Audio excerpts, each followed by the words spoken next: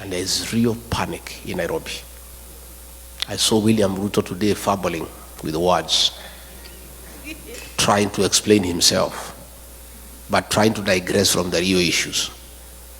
He was saying that the Americans have a problem with him because he is having a relationship with China. And he is having a relationship with China because it's good for the country. But he's running away from the real issues. And because he follows me wherever I am,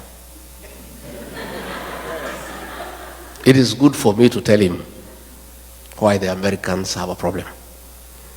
Not just the Americans, the people of Kenya. The Americans have just heard the cry of the Kenyan people, and they are raising issues. William Ruto, aka Kasongo, please, the Americans want to have an investigation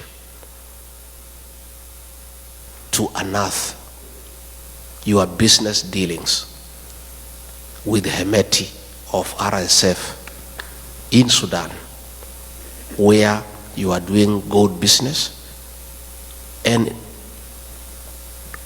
in reciprocity supplying arms to the terrorist group to kill women and children in Sudan. You cannot run away with it because we have the evidence. I was your deputy when those meetings took place. I have all the details, and we are giving those details to the Americans. And we are right here in America.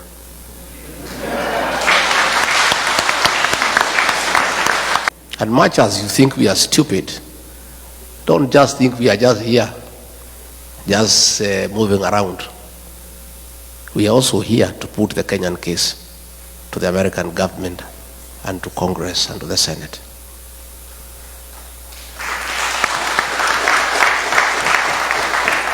William Ruto, you need to know, the Americans want to know why you are working with Al-Shabaab. Why, when you are in Mandera, you met 3 leaders of the Al-Shabaab militia at night to discuss business with them. They want to know why. They also want to know why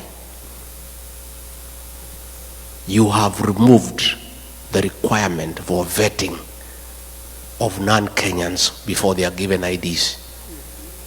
The Americans are concerned that suspected terrorists will be registered as Kenyans, and they will find their way to America and the rest of the world and create terror in the world. Your decision to suspend vetting of foreigners before they are given registration in Kenya is a threat to world security. And not just the Americans are concerned, Kenyans are concerned too. And this you must answer. You cannot endanger the security of the world because of your business interest. It is true you are doing business with Al-Shabaab, but you cannot endanger world security. The Americans also want to know why, against the Kenya Constitution, you have become the worst violator of human rights in Kenya. Why are you abducting young children? Why are you killing young children? Why did you abduct American, Turkey nationals of American origin who were abducted and disappeared? These are things that are in the radar of the American security system. You can play around with people in Kenya, but you cannot play with the American government. They have you on the radar. And the evidence is everywhere. And you cannot run away from it. So please, don't hide behind China. The issues you need to confront are well known to you. That you have compromised world security in pursuit of business interest. And this time around, you will not escape.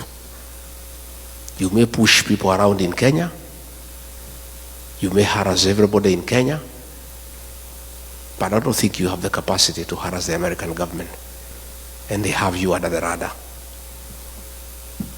You can run, but you cannot hide. Your day is coming. I want to say that the evidence is there. The shoot to kill orders by Kipchumba Murkomen, he cannot deny. Your own order of shooting people in the leg, you cannot deny. So even if you get the PS for Foreign Affairs to issue statements, the evidence is everywhere. And you must be held to account. The evidence is everywhere. And you must be held to account. In fact, the other day when I was here, I was with some senior American leaders last Sunday. And we were watching live a meeting taking place in Muranga, where policemen were beating leaders and they were protecting armed goons. And these American leaders could not believe that it is possible for policemen to attack civilians. They could not believe it. They could not believe that policemen can escort gangs to beat civilian population.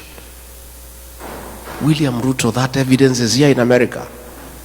And there's no way you can run away from it. And those things will come to light. On that matter, let me appeal to all of you.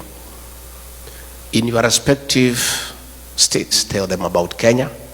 Tell them to support this bill when it comes to the floor of the House.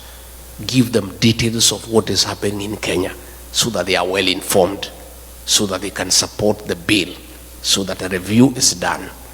And our request to the American government and the American people, please don't punish Kenya because of the atrocities of William Ruto.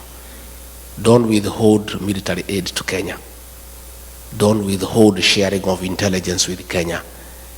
Don't withdraw all those facilities that come with that privilege of being recognized as an ally of the NATO states. All we are asking the American government to do, once you confirm all these concerns, help us. Don't have sanctions against the people of Kenya or our country. Please, just do the right thing. Impose sanctions on William Ruto as a person, never to come to America.